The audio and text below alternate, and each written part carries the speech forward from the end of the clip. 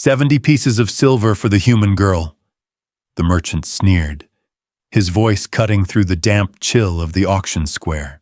Maribel flinched, her wrists raw against the iron shackles. She didn't look at the men leering from the mud-spattered crowd. She looked at the castle looming above them, jagged against the storm-bruised sky. The stronghold of Iskander, the Alpha King, a tyrant, a monster.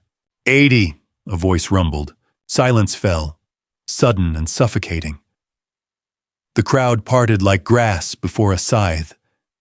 A man stood there, cloaked in wolfskin, his eyes a terrifying molten gold. Maribel's breath caught in her throat. Her pulse hammered a frantic rhythm, a strange, terrifying pull echoing in her chest. He didn't look at the merchant. His golden gaze burned into hers. She is mine. The gates of Shadowkeep groaned open, iron shrieking against stone, a sound like a dying beast. Maribel stumbled as the guards hauled her forward, the chain between her wrists clinking a hollow rhythm against the cobblestones. The rain, a cold, persistent drizzle, plastered her thin shift to her skin, but she refused to shiver. Not here, not in front of them. Shadowkeep was a fortress of basalt and obsidian, smelling of damp earth, old blood, and something sharp and wild, the scent of wolves. It clung to the air, suffocating in its intensity. She had heard the stories, whispered by frightened villagers around dying hearths. They spoke of the Alpha King, Iskander, who tore out throats with his teeth and ruled with an iron claw. They said human servants rarely lasted a moon cycle before becoming collateral damage in his fits of rage. Now she was his, bought for 80 pieces of silver, the price of a decent horse, perhaps, the price of a life. She was shoved into a vast, vaulted hall. Tapestries depicting brutal hunts hung from the walls, their colors muted by the gloom. Torches sputtered in iron sconces, casting long, dancing shadows that seemed to mock her trembling. "On your knees, human," a guard barked, striking the back of her legs with the haft of his spear. Maribel hit the stone floor hard, pain shooting up her shins. She gritted her teeth, burying her face toward the ground. She wouldn't give them the satisfaction of a cry. She was Maribel of Oakhaven, daughter of a blacksmith, a girl who knew the heat of the forge and the strength of steel. She would bend, perhaps, but she would not break.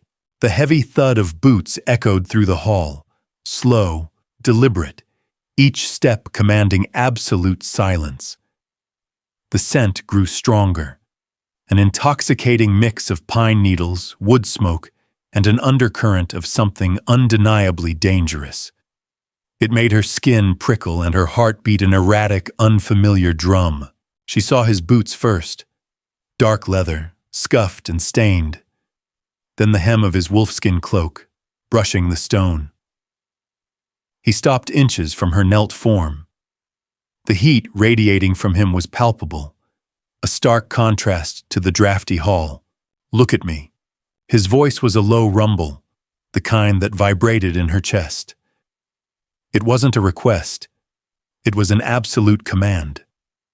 Slowly, defying every instinct screaming at her to remain hidden, Maribel raised her head. He was massive, broad-shouldered and imposing, radiating a quiet, terrifying power. His hair was the color of midnight, falling in a messy tangle over a face scarred by battle and time. But it was his eyes that seized her breath. Molten gold, the same eyes that had claimed her in the square.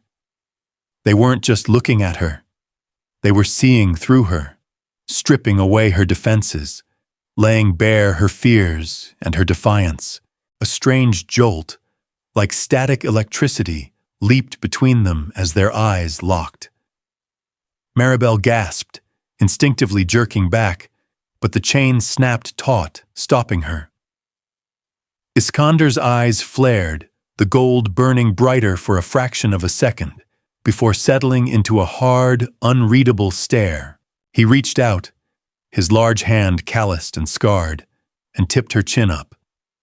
His touch was rough, yet surprisingly warm. "Why were you sold, human?" "Debts," she whispered, her voice raspy from the cold and fear.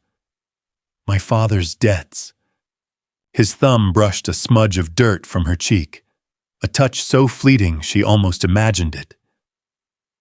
"A poor father, to trade flesh for silver. He had no choice." The words tore from her before she could stop them, fueled by a sudden protective anger. "The blight took the crops. The Lord demanded his tithe." She bit her lip, cutting herself off. Speaking back to the Alpha King was suicide. Iskander watched her, his expression impassive. He dropped his hand, taking a step back. The sudden absence of his heat left her feeling colder than before. "You have spirit. It will get you killed here."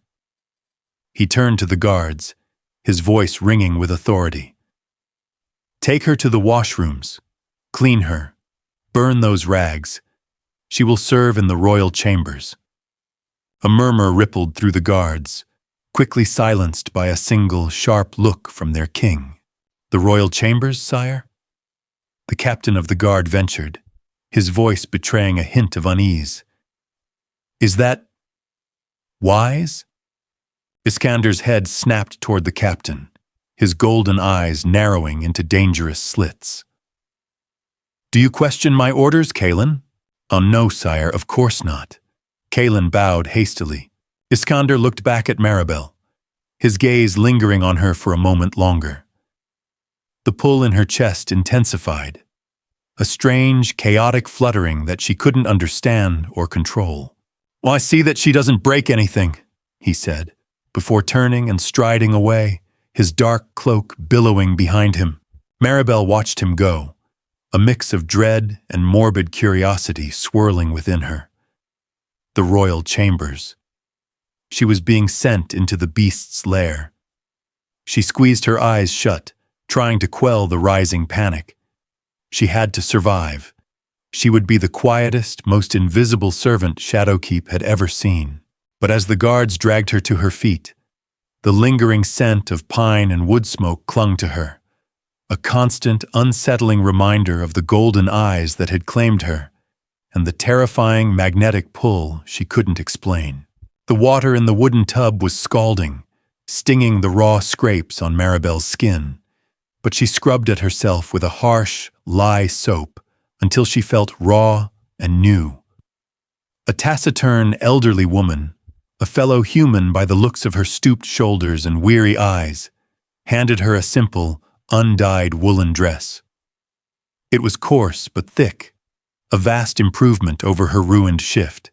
"Hey, keep your head down, girl," the old woman rasped, tying a simple apron around Maribel's waist. "Speak only when spoken to. Don't look them in the eye, especially not him." Maribel nodded tightly. "I know how to survive." The woman gave a humorless chuckle. Knowing and doing are two different things in Shadowkeep. The royal chambers were located in the highest tower, accessible only by a winding, narrow staircase that seemed to stretch into the clouds. The air grew thinner, colder, and heavier with the scent of wolf. It was everywhere here, in the tapestries, the heavy oak furniture, the very stones of the walls. She was assigned to cleaning the king's study, a massive room lined with books that smelled of old leather and dust. The irony wasn't lost on her. The monster apparently read. She dusted the shelves with meticulous care, her mind racing. Why had he brought her here? Why the royal chambers? It was too close, too intimate. It made no sense for a creature of his reputation. She was reaching for a high shelf when the heavy oak door swung open. The scent hit her a second before he did. Iskander stood in the doorway, shedding a wet cloak. He froze when he saw her, the golden eyes locking onto her with an intensity that made her drop the feather duster. It clattered loudly onto the wooden floor. "Forgive me, sire," she whispered, dropping to a hasty curtsy, her eyes fixed firmly on his boots. He didn't speak. He stepped into the room, the door clicking shut behind him with a sound of chilling finality. The silence stretched, thick and suffocating. She could hear his slow, measured breaths. She could feel his gaze burning the top of her head. "Pick it up." His voice was a low growl, vibrating with an undercurrent of something she couldn't decipher. Annoyance? Anger? With trembling fingers, she reached for the duster. As she straightened, she accidentally glanced up. He was closer than she realized, invading her personal space, his imposing frame blocking out the light from the narrow window. The air crackled between them again, that strange, invisible electricity that made her skin hum and her heart race. It was terrifying, this undeniable physical reaction to a man who could snap her neck with a single hand. He reached out, his movements surprisingly fluid, and caught her wrist. His grip was firm but not painful, his thumb resting against her racing pulse. She flinched, her breath hitching, but he didn't let go. He leaned in, his face mere inches from hers. The scent of pine and smoke washed over her, intoxicating and dizzying. "You smell of fear," he murmured, his voice dropping to a husky whisper. I am not afraid," she lied, her voice trembling. A slow, mirthless smile touched his lips, revealing a glimpse of sharp, white teeth. "A liar, too. Interesting." He released her wrist abruptly, stepping back. The sudden loss of contact was almost as jarring as the touch itself. He walked over to his massive oak desk, piled high with parchment and maps, and sat down in the high-backed chair. "Clean the ashes from the hearth," he commanded, his tone returning to its cold, imperious state. "And be quick about it. I have matters of state to attend to." Maribel scrambled to the fireplace, grabbing the small iron shovel and bucket. She knelt before the hearth, her back to him, acutely aware of his presence behind her. She scraped the cold, gray ashes into the bucket, her hands shaking slightly. She could hear the scratch of a quill against parchment, the rustle of maps. The mundane sounds were jarringly out of place in the presence of such a terrifying creature. "Are you literate, human?" The sudden question startled her, causing her to drop the shovel with a clatter. She quickly retrieved it, her face burning. "Yes, sire. My mother taught me," he hummed, a low sound deep in his chest. "A rarity among your kind." She remained silent, focusing on the soot-stained stones. She wouldn't be drawn into a conversation. She was a servant, nothing more. "Bring me that book," he said, gesturing toward a heavy tome bound in dark leather resting on a side table. She stood, dusting her hands on her apron, and brought the book to his desk. She kept her eyes lowered, refusing to meet his gaze. "I read the first page." She hesitated, her hands trembling as she opened the heavy cover. The pages were yellowed and brittle, filled with strange, elegant script. She recognized the letters, but the language was foreign. I cannot read this, sire," she admitted, shame coloring her cheeks. "It is not the common tongue. It is the old tongue, the language of the lichens." He leaned forward, resting his elbows on the desk. "It tells the history of our kind. The wars, the betrayals, the mating bonds." The last two words seemed to hang in the air, heavy with unspoken meaning. Maribel felt a shiver run down her spine. The mating bonds, the fabled connection between wolves, a bond supposedly stronger than magic or blood. "Why do you tell me this?" she asked, her curiosity momentarily overcoming her fear. His golden eyes met hers, holding them captive. The intensity of his gaze was almost painful. "Because, Maribel of Oakhaven," he said, his voice a low, vibrating rumble that resonated deep within her core. "You need to understand the world you have entered, the world you cannot leave." He knew her name. He had bothered to learn the name of a human slave. The realization sent a fresh wave of panic through her. "I am a servant," she stated firmly, trying to inject some steel into her voice. "Nothing more." Iskander stood up slowly, his imposing figure casting a long shadow across the room. He walked around the desk, stopping just inches from her. The strange electric pull tugged at her again, stronger this time, almost magnetic. "We shall see," he whispered, his voice dangerously soft. "We shall see." He turned and walked out of the study, leaving her alone in the quiet room. Maribel collapsed against the desk, her legs trembling violently. The scent of pine and smoke lingered, a heavy, suffocating reminder of the beast she had been sold to, and the terrifying, inexplicable connection that pulsed between them. She was caught in a trap, and the jaws were slowly closing. A week bled into 2. Each day a fragile tightrope walk over a chasm of teeth and claws. Maribel learned the rhythm of Shadowkeep.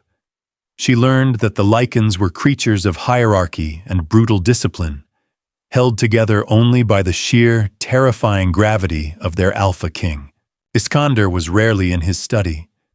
He was a king besieged, constantly in the war room or drilling his soldiers in the muddy courtyard below. Through the narrow windows, Maribel would watch him, a dark blur of motion, disarming men twice his age, his voice cutting through the rain to correct a stance or demand a tighter shield wall.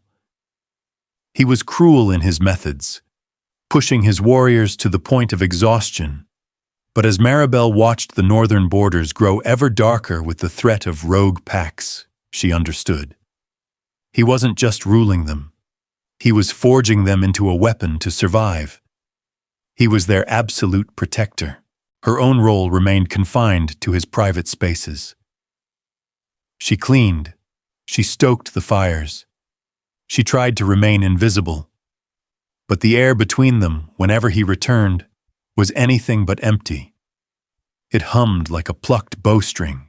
Her invisibility shattered on a frigid Tuesday afternoon. She had been sent to the lower levels to retrieve a specific blend of tea leaves from the quartermaster. The corridors here were wider, less refined, echoing with the boisterous laughter of the king's elite guard. Maribel kept her head down, her woolen shawl pulled tight around her shoulders, weaving through the shadows. "Well, what is this fragile little thing?" a voice drawled, dripping with venomous amusement. Maribel froze. Blocking her path was Lord Thorn, a visiting alpha from the Eastern Territories. He was a lean, jagged man with eyes like chipped flint and a sneer that revealed slightly pointed canines. Behind him stood 3 of his own guards, their gazes predatory. "A servant, my lord," Maribel said, keeping her voice even and her eyes firmly on his boots. "If you would excuse me." She stepped to the side, but Thorn mirrored her movement, blocking the narrow archway. "Iskander's new pet," Thorn mused, stepping closer. The smell of rotting meat and sour wine rolled off him. "He paid 80 silvers for you. I thought the king had lost his mind, hoarding a human in his chambers. But looking closely." He reached out, his rough, claw-tipped fingers snagging the collar of her dress. "Please let me pass," Maribel demanded, her steadfast nature flaring up, swallowing her fear. She slapped his hand away. Thorn's eyes flashed with sudden primal rage. "You dare strike an alpha human?" Before she could blink, his hand lashed out. He didn't strike her, but his claws grazed her cheek, a deliberate, lightning-fast swipe. A sharp sting erupted on her skin, A single drop of blood welled up, trailing slowly down her jawline. Silence slammed into the corridor. The laughter of the elite guards in the adjacent hall died instantly. The air pressure plummeted, leaving Maribel gasping for breath as a suffocating aura flooded the stone hallway. It was the scent of pine, wood smoke, and ozone right before a lightning strike. Iskander stepped from the shadows of the stairwell. He didn't walk. He stalked. Every muscle in his massive frame was coiled tight, his eyes glowing a brilliant, terrifying gold that illuminated the dim corridor. Thorn took a hurried step back, his bravado evaporating. Iskander, I was merely... A low, guttural snarl ripped from Iskander's throat, a sound so entirely inhuman it made Maribel's knees buckle. In a fraction of a second, the king crossed the distance. He didn't draw a weapon. He didn't need to. His hand shot out, wrapping around Thorn's throat, lifting the Eastern Alpha off the ground and slamming him against the stone wall. The impact cracked the mortar. "She is mine," Iskander roared, the sound vibrating in Maribel's very bones. It wasn't a claim of property.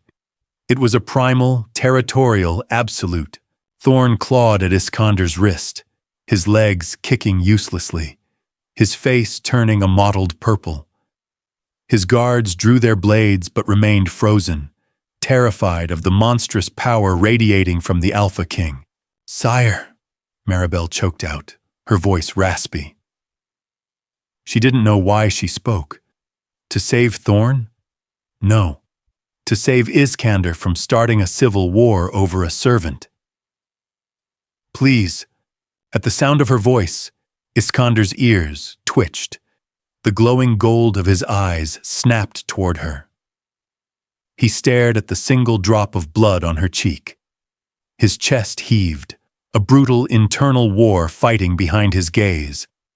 Slowly, agonizingly, the beast receded just enough for the king to return.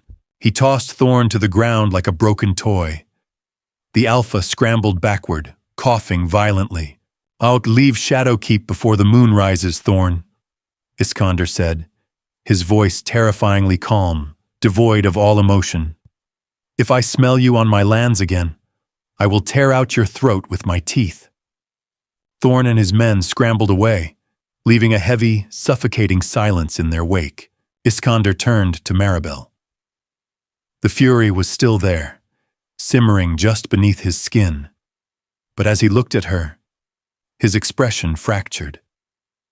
He reached out, his massive hand trembling slightly, and gently, so gently, wiped the drop of blood from her cheek with his thumb. The jolt of electricity that passed between them was blinding. Maribel gasped, her heart hammering against her ribs. "Are you hurt?" he murmured. "No," she lied breathlessly. He stared at her for a long moment, the golden fire in his eyes warring with a deep, unspoken agony. "Go back to the chambers," he commanded softly. "Lock the door." The storm broke just after midnight, hammering Shadowkeep with a relentless deluge of rain and thunder. Maribel sat by the hearth in the royal study, her knees pulled to her chest, watching the embers die. The door was locked, just as he had ordered. The phantom sensation of his thumb against her cheek still burned. "She is mine." The words echoed in her mind, terrifying in their intensity, yet undeniably thrilling.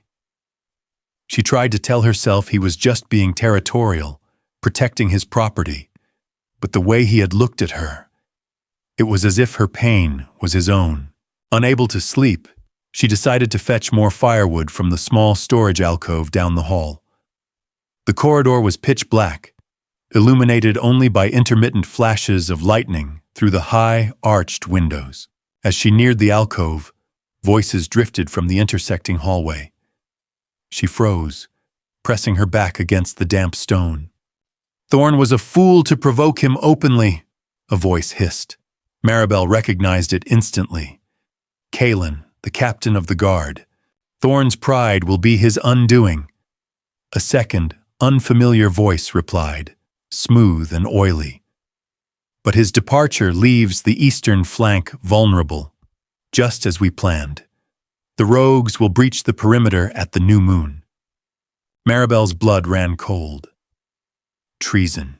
Are you certain the king's senses won't detect the breach? Kaelin asked, sounding nervous. Maiwa, he is distracted, the oily voice replied. His beast is agitated. It has been for weeks. He is losing control.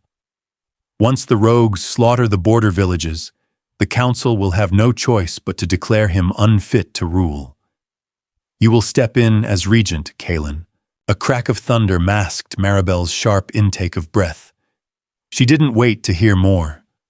Gathering her skirts, she turned and fled back toward the royal chambers, her bare feet silent on the stone. Her mind raced. Kaelin was going to let innocent villagers die just to dethrone Iskander. She remembered the way Iskander trained his men, the exhaustion in his eyes as he studied maps late into the night. He was a tyrant, yes, but he was holding back a tide of true monsters. If he fell, the realm would drown in blood. She burst into the royal chambers, locking the heavy door behind her. Who goes there? The voice came from the deep shadows near the window. Iskander stepped into the dim light of the dying fire. He was stripped to the waist, his chest and arms a roadmap of old silver scars. The moonlight caught the sharp lines of his face, illuminating the dark circles beneath his eyes. He looked feral, exhausted, and incredibly dangerous. It's me, she breathed, leaning against the door.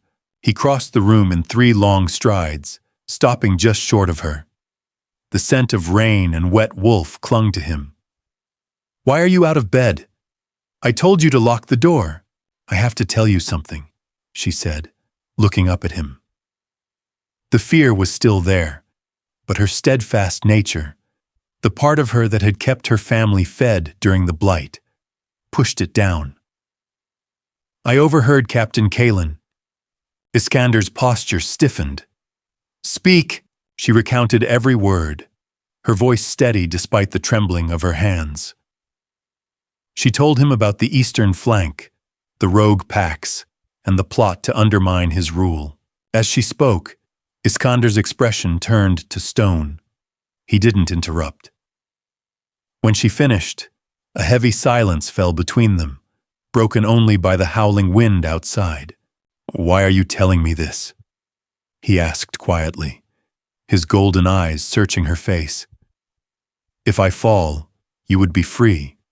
You would no longer be a slave to a monster. Maribel swallowed hard. Because I know what happens when men play games with innocent lives. My family starved because of a lord's greed. Kaelin will let the border burn to get a crown. You train your men to stop the burning. She looked away, her cheeks flushing. And you are not a monster. The air in the room shifted, growing impossibly thick. Iskander reached out, gently cupping her face with both hands. His palms were rough, but his touch was incredibly tender. Look at me, Maribel, he commanded, his voice a ragged whisper. She met his gaze. The gold in his eyes had softened, melting into something deep and infinitely warm. I bought you to save you from the fighting pits, he confessed, the words tearing out of him like jagged glass.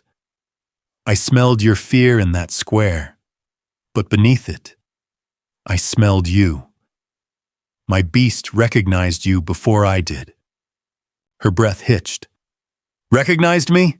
His thumbs traced her cheekbones, his forehead dropping to rest against hers. The mate bond, undeniable and ancient, flared to life, weaving a golden thread between their souls. You are not my servant. Iskander breathed against her lips, his absolute conviction anchoring her racing heart. You are my mate, and I will burn the world to ash before I let them touch you. The revelation hung in the air, a fragile, glowing truth that rearranged the very axis of Maribel's world. Mate. The word tasted like ancient magic, terrifying and absolute. For a suspended moment, the storm outside ceased to exist. There was only the rough warmth of Iskander's palms against her cheeks and the intoxicating scent of pine and ozone that felt entirely like home. Then, the heavy oak door of the royal study rattled against its iron hinges under a brutal gust of wind. Iskander pulled back, the tender warmth in his golden eyes instantly hardening into the calculating stare of a warlord. The beast receded, and the king returned. He stepped away from her, his massive chest heaving as he dragged a hand through his dark, messy hair. "If I execute Kaelin now," Iskander said, his voice a low rumble that vibrated with suppressed violence, "the council will declare me unstable. They already whisper that my beast is feral. Killing the captain of the guard without physical proof of treason will only validate their plot. Kaelin knows this. He is relying on my notorious temper to hang myself." Maribel leaned against the heavy desk, her mind spinning to keep up with the abrupt shift from profound intimacy to deadly politics. "So you have to let him betray you? You have to let the eastern border fall to prove he is a traitor?" "No," Iskander growled, crossing the room to a massive map spread across a drafting table. He slammed a heavy iron pawn onto the parchment. "I will not sacrifice my people to catch a rat. I will be waiting at the eastern flank when the rogues arrive. But Kaelin must not know I have deployed the elite guard. The castle must appear entirely undefended, save for his own loyal men." Maribel walked to the table, looking at the intricate lines mapping the territories. "But what about the villagers? If the rogues breach the perimeter before you can intercept them, innocents will die. Kaelin expects a slaughter." "I cannot order an evacuation," Iskander replied bitterly. "Any official decree will alert Kaelin that I know of his plan. The villagers must remain until the trap is sprung." Maribel's steadfast nature, the deep, unyielding core that had kept her family alive through famine and frost, flared to life. She looked at the king, not as a master, but as a partner. "Then we don't use an official decree. We use the winter tithe." Iskander looked up, his brow furrowing. "Explain." "It's the end of the month. The quartermaster is due to send wagons to the eastern villages to collect the grain tax," Maribel said, her voice steadying as the plan formed. "I can forge the ledgers. I worked as a scribe for a merchant before the blight. If we send the wagons 3 days early, under the cover of night, driven by your most trusted, ununiformed men, they can empty the villages. Bring the vulnerable back here to the lower catacombs, hiding them in the empty storehouses. By the time the rogues attack, the villages will be ghost towns." Iskander stared at her, utterly silent. The sheer audacity of a human servant proposing a covert military operation was unprecedented. But as he looked at her, the golden ring in his eyes pulsed with profound pride. "You would risk the gallows for this," he said softly. "If Kaelin catches you doctoring the royal ledgers, he will kill you before I can reach you." "I am not a glass doll, Iskander," she said, using his name for the very first time. The syllables felt heavy and right on her tongue. "You are the shield of this kingdom. Let me help you hold it." Over the next 3 days, Shadowkeep became a powder keg of silent tension. True to her word, Maribel slipped into the quartermaster's dusty offices during the midnight hours. With painstaking precision, she altered the supply manifests, redirecting 7 massive wagons toward the east. By day, she played the meek, terrified servant, scrubbing floors and avoiding eye contact. But she felt the burn of Kaelin's gaze on her back more than once. On the afternoon before the new moon, Maribel was carrying a basket of damp linens across the muddy courtyard when a heavy hand clamped down on her shoulder. She gasped, spinning around to face Kaelin. The captain smiled, a thin, cruel stretching of lips that didn't reach his cold eyes. "You seem awfully busy lately, little human," Kaelin sneered, leaning in close. He smelled of sour ale and wet iron. "Always scurrying about in the shadows. The king's pet seems to have the run of the castle." I only do as I am ordered, Captain," Maribel said, keeping her chin tucked and her voice appropriately trembling. "Is that so?" Kaelin's grip tightened painfully on her collarbone. "The king has been locked in his war room for days. He seems distracted. Has he confided in you, little pet? Has he mentioned the East?" Maribel's blood ran cold, but she forced a look of vacant confusion onto her face. "The East, my lord? I do not know of such things. I only know the hearth needs sweeping." Kaelin searched her face for a long, agonizing moment before shoving her away. She stumbled, dropping a few linens into the mud. "Keep to your sweeping, human," Kaelin spat. "When the current order falls, pests like you will be the first to be purged." As Kaelin swaggered away, Maribel knelt in the mud to retrieve the linens. Her hands were shaking violently, not from fear, but from the sheer, overwhelming urge to survive. Tonight was the new moon. The trap was set. The new moon brought a darkness so absolute it felt like a physical weight pressing down on the world. The sky was an unbroken canopy of pitch, devoid of stars. 50 miles east of Shadowkeep, Iskander crouched in the freezing mud of a pine thicket. He was not wearing his crown or his heavy royal furs. He was clad in blackened leather armor, his massive broadsword strapped to his back. Around him, utterly silent and perfectly still, lay 50 of his most lethal, loyal warriors. Below their ridge sat the village of Oakhaven, Maribel's village. Thanks to her forged ledgers, it was entirely empty. The wagons had spirited the inhabitants away 2 nights prior, hiding them deep within the subterranean levels of Shadowkeep. The air was bitterly cold, but Iskander didn't feel it. His beast was clawing at the inside of his skull, desperate to shed its human skin and tear into the traitors. But he held it back with an iron will. He had to wait for the breach. Snap! A twig broke in the valley below. To a human ear, it would have been nothing. To 50 Lycan elites, it was a thunderclap. Iskander's eyes flared gold in the darkness. He signaled his lieutenants with a sharp, complex hand gesture. Hold. Shadows detached themselves from the tree line across the valley. 10, 20, 50. They moved with unnatural, jerky speed, rogues, driven mad by bloodlust and isolation, their forms twisted halfway between man and wolf.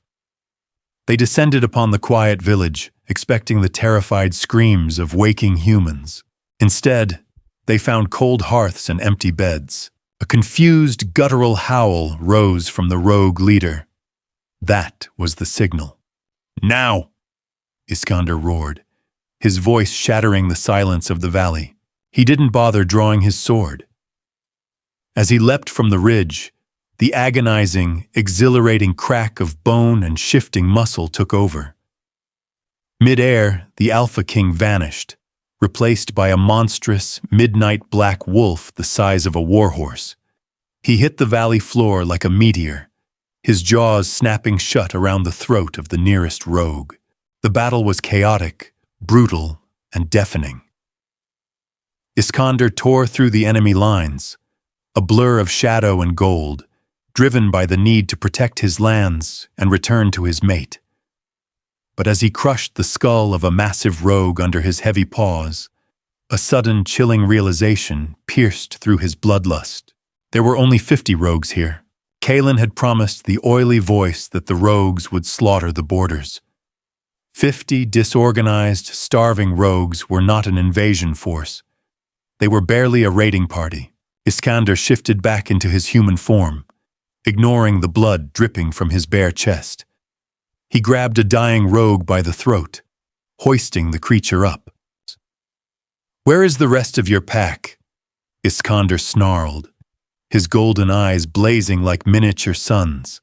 The rogue spat blood, grinning a mangled, horrific smile. The southern gate.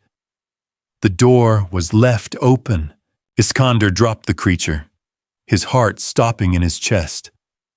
The south, the eastern attack wasn't the invasion.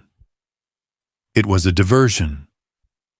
Kalen had drawn the king and his elite guard 50 miles away from Shadowkeep, leaving the castle and Maribel defenseless. Panic, absolute and blinding, seized the Alpha King. He threw his head back and unleashed a howl that shook the very mountains, a sound of pure, unadulterated terror and rage. Miles away, within the cold stone belly of Shadowkeep, Maribel jolted awake. She was huddled in the dark, dusty storehouse in the lower catacombs, surrounded by 80 terrified villagers from Oakhaven. Children wept softly into their mothers' skirts, and the elders prayed in hushed whispers. But it wasn't the crying that had woken her. It was the sudden, jarring vibration in the stone beneath her feet. Boom! Dust rained down from the vaulted ceiling. "What was that?" an old man whispered, his eyes wide with panic. Boom! It was the sound of a battering ram, but it wasn't coming from the east. It was echoing down the ventilation shafts from the southern courtyard. Maribel stood up, her heart hammering against her ribs. The southern gate was supposed to be heavily guarded by Kalen's men, unless Kalen had ordered them to stand down. Suddenly, heavy, booted footsteps echoed down the stone corridor leading to their hidden storehouse. The villagers shrank back into the shadows. Maribel moved to the front, positioning herself between the door and the people she had sworn to protect. Her eyes darted around the dim room and landed on a heavy iron fireplace poker leaning against a discarded anvil. She grabbed it, the cold metal grounding her racing thoughts. The heavy wooden door of the storehouse splintered open, kicked inward by a massive armored boot. Standing in the doorway, illuminated by the flickering light of a single torch, was Captain Kalen. But he wasn't alone. Behind him stood Lord Thorn, the Eastern Alpha that Iskander had nearly choked to death weeks ago. "Well, well," Thorn purred, stepping into the room, his flinty eyes locking onto Maribel. "It seems the king's little pet has been busy hoarding rats in the basement." Kalen drew his longsword, the steel singing in the damp air. "The king is dead, or soon will be at the eastern border. Surrender the humans, girl. Their blood will make a fine statement for the new regime." Maribel didn't scream. She didn't cry. The steadfast, unyielding core of her spirit hardened into diamond. She raised the heavy iron poker, leveling it at the traitorous captain and the rogue lord. "You will have to go through me," she said, her voice echoing with a terrifying, absolute calm. The heavy iron fireplace poker was unwieldy, designed to stoke massive logs, not cross swords with trained killers. Yet, in Maribel's soot-stained hands, it felt like the only anchor in a world tilting into madness. Behind her, the ragged breathing of 80 villagers echoed against the damp walls of the storehouse. Captain Kalen threw his head back and laughed, the sound sharp and metallic in the confined space.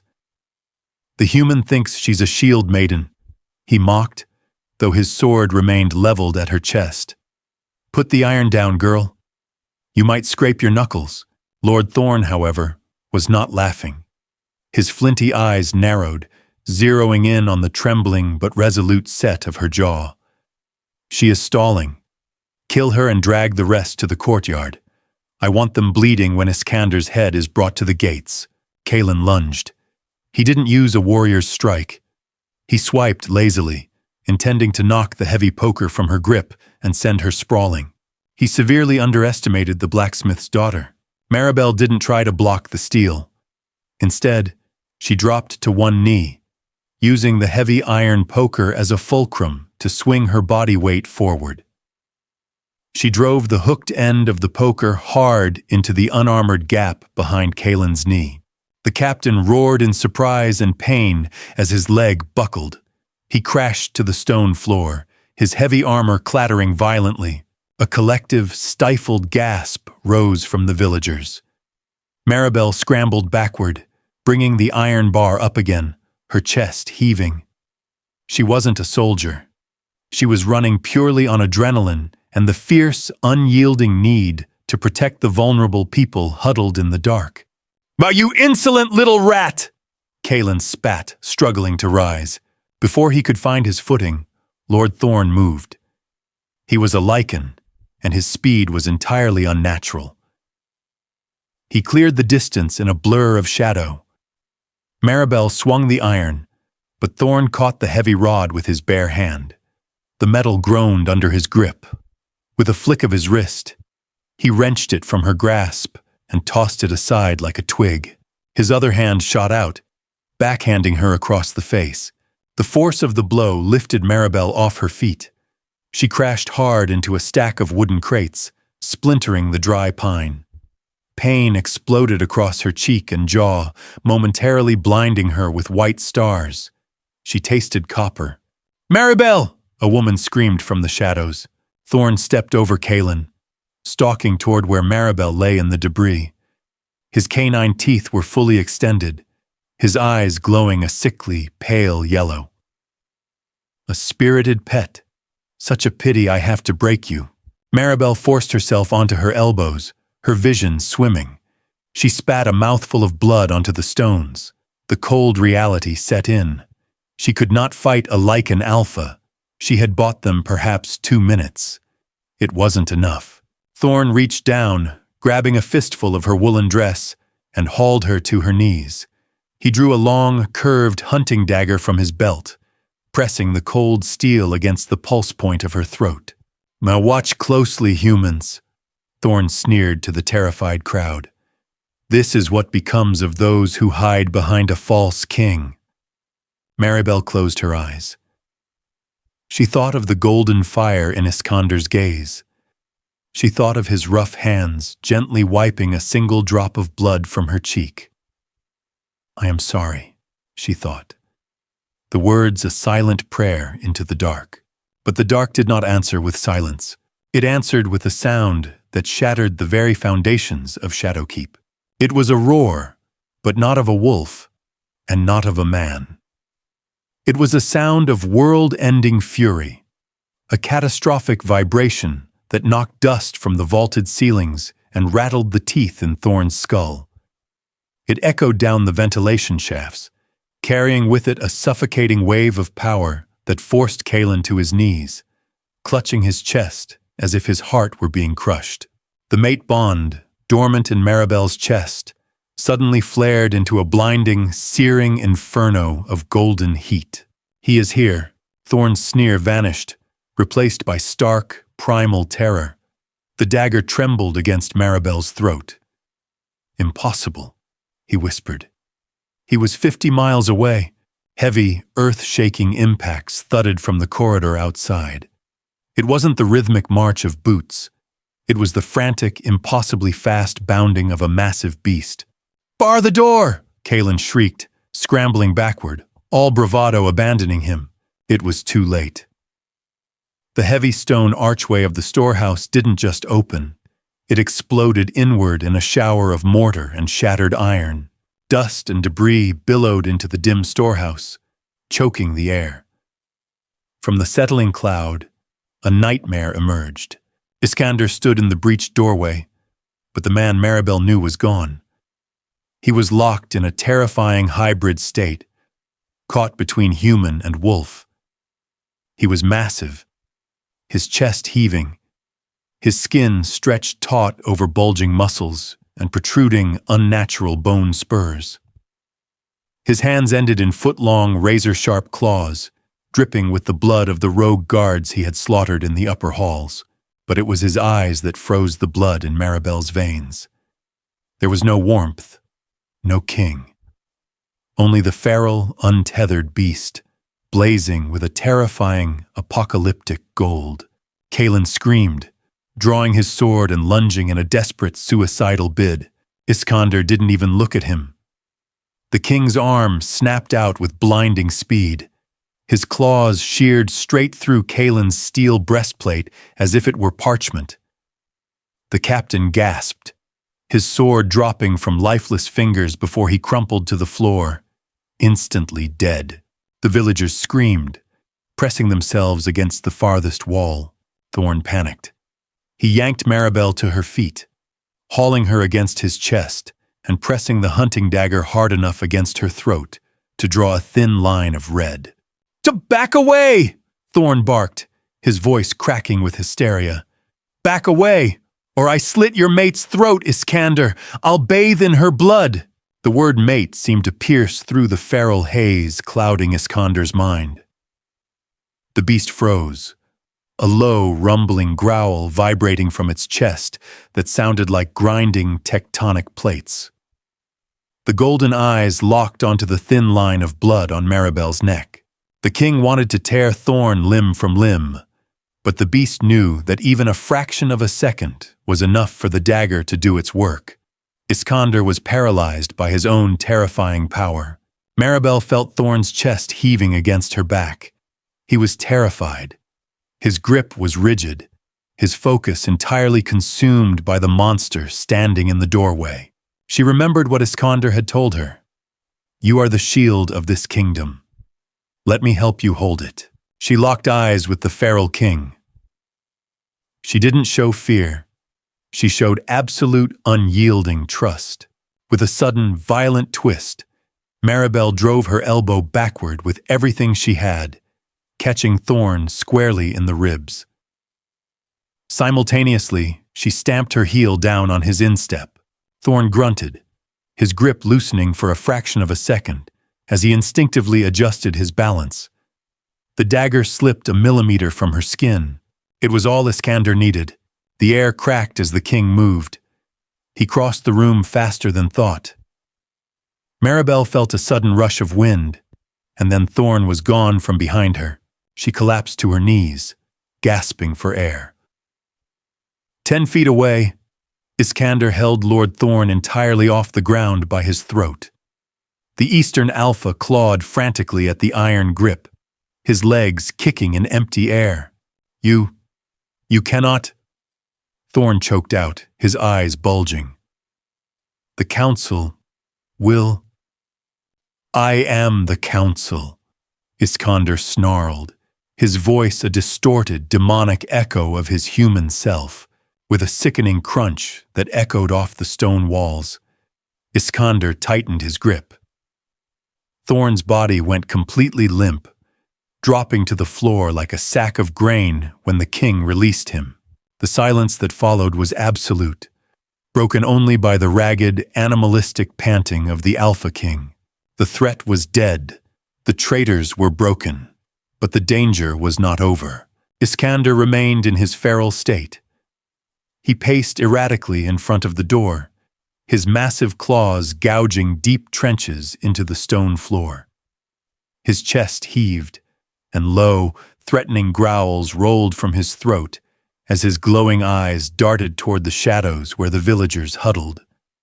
The beast was still completely submerged in the violence of the kill, seeing everything as a potential threat. "He's lost it," one of the village elders whimpered. "The king has gone mad." Maribel slowly wiped the blood from her chin. She pushed herself up on trembling legs. The villagers gasped, a mother reaching out to pull her back. "No," Maribel whispered, gently stepping out of the woman's grasp. She walked toward the pacing monster. The beast snapped its massive jaws, whipping around to face her, claws raised. The gold eyes were wild, unrecognizing, and lethal. "Iskander," Maribel said. Her voice wasn't a command, and it wasn't a plea. It was a tether. The beast snarled, a warning rumble that shook the floorboards. Maribel didn't stop. She closed the distance, ignoring the razor-sharp claws hovering inches from her face. She reached out, her small, soot-stained hand pressing flat against his broad, blood-slicked chest, right over his violently racing heart. "Oh, you are the shield," she whispered softly, staring directly into the feral gold. "You held it. It's over now. Come back to me." Under her palm, the frantic, erratic drumbeat of his heart hitched. The violent tremor racking his massive frame began to slow. The monstrous bone spurs receded with agonizing cracks, and the fur melted back into skin. The feral fire in his eyes fractured, shifting from the cold gold of a predator back to the warm, agonizing gold of the man she loved. Iskander gasped, falling to his knees before her as the shift completed. He wrapped his massive arms around her waist, burying his face in her stomach, his shoulders shaking with the sheer, exhausting weight of his restraint. Maribel sank to her knees with him, wrapping her arms around his broad shoulders, holding the Alpha King as he wept in the dark.